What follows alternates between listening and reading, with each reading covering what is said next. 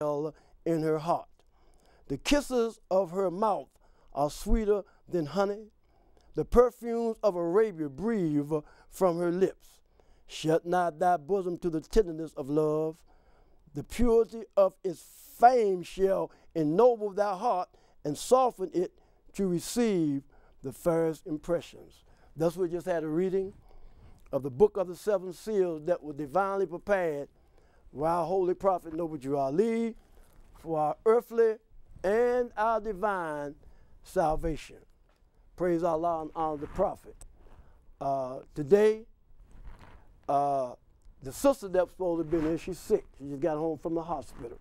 And Brother Navi, who's supposed to be on the show today too, had to take care of some old man business. So this day, I would talk to you about a couple of books. I want to talk to you about the Bible. I want to talk to you about the Holy Quran of Mecca. And I want to talk to you again about this Moorish Holy Quran. The first book I want to talk to you about is the Holy Quran of Mecca. I was looking at this book because I remember we used to call this book the Book of Fire. It was Noble Ali who got this Quran here legally and established in this government. Before Prophet Noble Ali came on the scene, if you had one of these books, you better run and hide and try to read it. If not, they would have condemned you. But Noble Ali, when he brought us our flags, he got this legally established because we didn't come in under the cross. We came in under the star and the crescent. And I need to talk about that today. I need to talk about the cross, and I need to talk about the star and the crescent. But before I talk about the Holy Quran of Mecca, I'm going to sit this over here.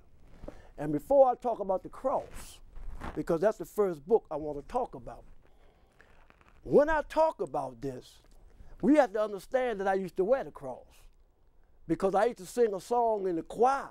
So at the cross, where I first saw the light and the burdens of my heart roll away. So that's where I first seen the light, but I found the light. I want to talk about the book of Ruth. I have to talk about that. And the reason why I want to talk about the book of Ruth, because that was a chapter that was taught extensively in my household, the book of Ruth. And my family was Christian. They had a different concept of it, or they had a different perspective of the book of Ruth. But now, generations later, Allah kept one around in that family to be able to explain it to them. Now, before I get into this, a lot of times when people from other religious persuasions would hear someone speak or talk about God, but it's not of their persuasion, then they tend to not want to listen. So what I did today was I bought an obituary here. I had this here before. And this obituary is of my Aunt Charlotte, one of my mother's older sisters. She was so young that Charlotte was born on June the 30th, 1896 in Goldsboro, North Carolina.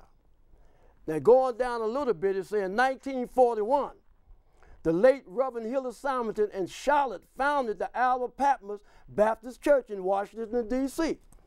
So I was raised up in a family. I was raised up in the Bible. I was raised up, people telling me that I might be a preacher.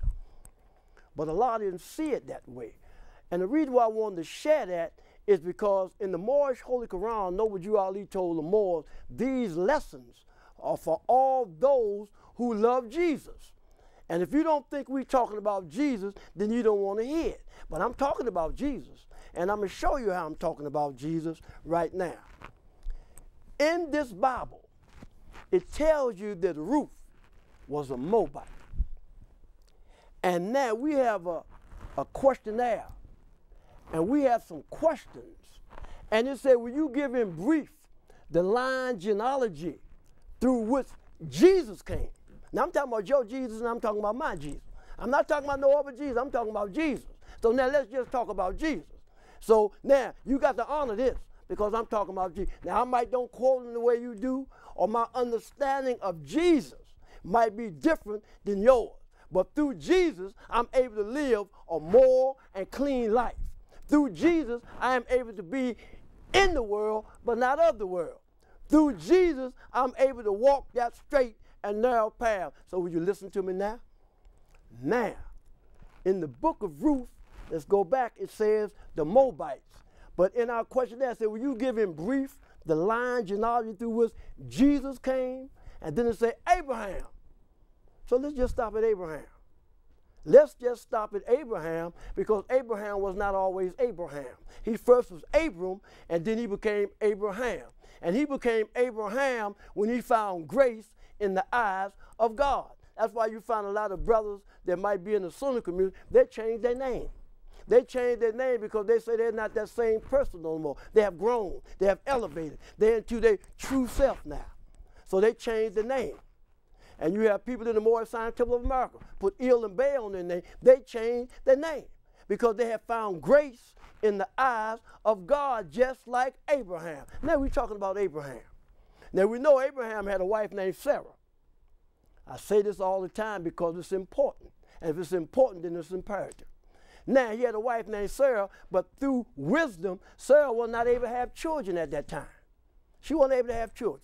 So Abraham had a handmaid named Hagar. We're going back to now, to Ruth, and we're going back to Hagar because these are Egyptians. These are Egyptians. And you'd be surprised who Hagar, her father was. But now, Abraham had the handmaid, and they had a child. And the child's name is Ishmael. Now, Ishmael is the father of the Arabian nation. And when you look at the ancient Arabians, just like you look at the ancient Egyptians, or just like you look at the ancient Moabites, they look just like me. Why they look like me then, and they don't look like me now? And the books say truth don't change. It can't even be altered. Over 2,000 years ago, Chinese was Chinese. Over 2,000 years ago, Germans was Germans. Over 2,000 years ago, Vietnamese was Vietnamese. But why we keep on changing? See, we keep pressing time. Yes, you're a child of God, but when you're honoring your mother, you honor your earthland, because man derives his name from the earthland. Chinese are from China, Germans are from Germany, and Vietnamese are from Vietnam. Every nation on earth has a geographical location that they can trace themselves back to, other than the so-called Negro, colored, and black. As I said a few weeks ago, you got a great-grandmother who's a Negro. You have a grandmother who's colored. You have an aunt who's black, and you are Afro-American. And we don't know what we might be today. But man today is what his forefathers was yesterday. And there is no one who is able to change man from the decent nature of his mother and father unless his power extends beyond the great universal creator, Allah himself. Now, Noble Ali told the Moors that we was Muslims.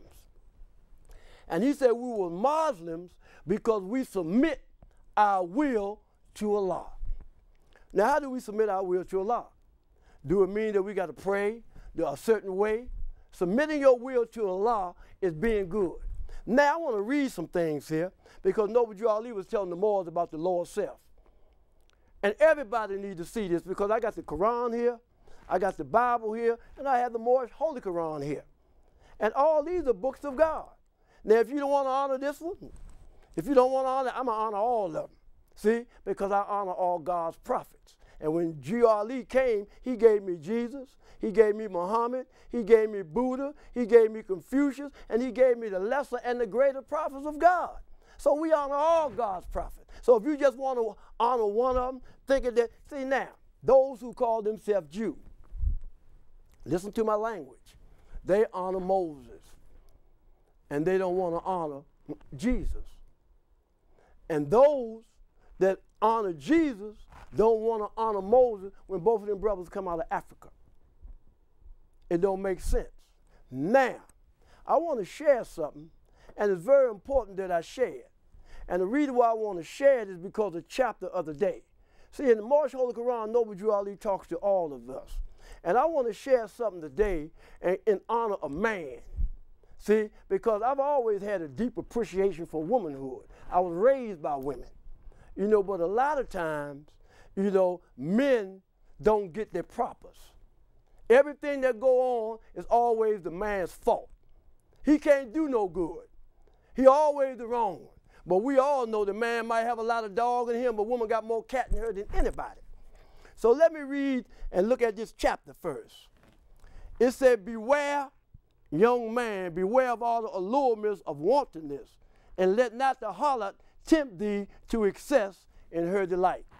You know, we was in the temple the other day, Friday, and when we was reading this chapter, it came out that this is a good chapter for the sister. It's a good chapter for the sister, especially a sister who have sons, because they can take this chapter and start teaching their sons. Now, my friend Howard Hill, his grandmother told him about the lesson I gave about a woman that have a lot of cat in her. And I taught a few weeks ago about in the male socket and the female socket, but the electricity comes through the female socket. Now, it says, beware, young man. This is talking about the man now. Beware of all the allurements of wantonness, and let not the harlot tempt thee to excess in her delight. You know, it was told to one of the sisters one time that certain brothers can't talk to you about children because they don't have none. They can't talk to you about being married because they don't have a wife themselves. But a lot of times, men don't have wife because it's hard to find a woman. Every time you find a woman, she always be like this chapter, asking for things of you when you know she shouldn't be asking that. She's been around all these different other nationalities and cultures and want to bring something back into this culture, because Drew Ali brought it to us. Drew Ali brought us our customs, our culture, our heritages, and our traditions. Now, there's an honor factor going on in the Sister Ruth.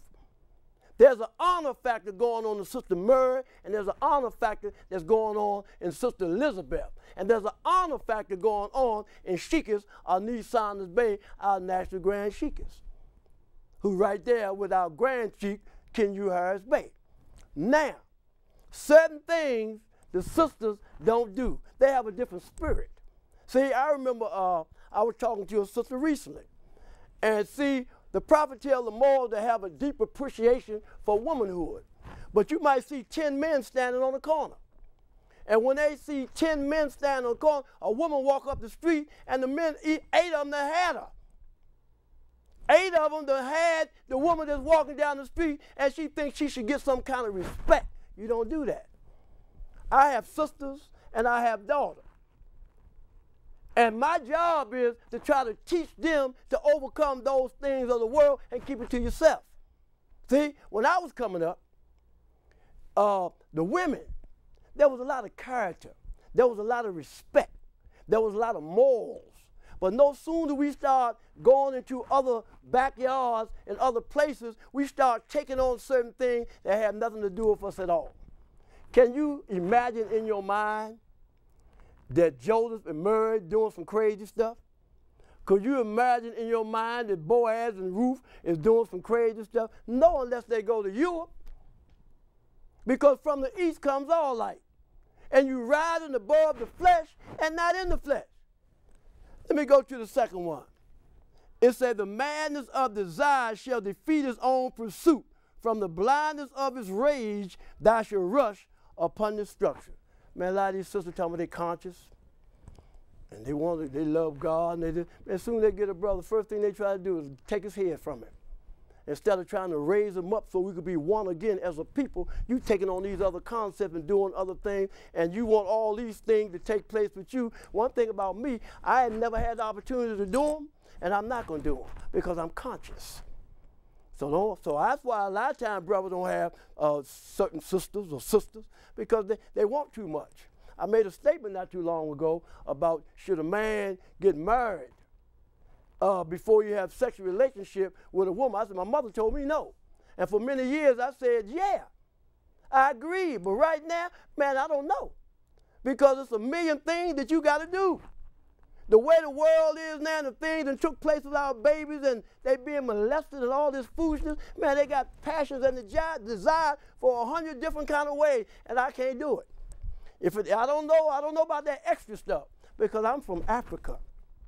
I'm from Bethlehem of Judah in the house of David. You know, I understand these lessons that you already gave us. But then he go down, it's another woman in this chapter.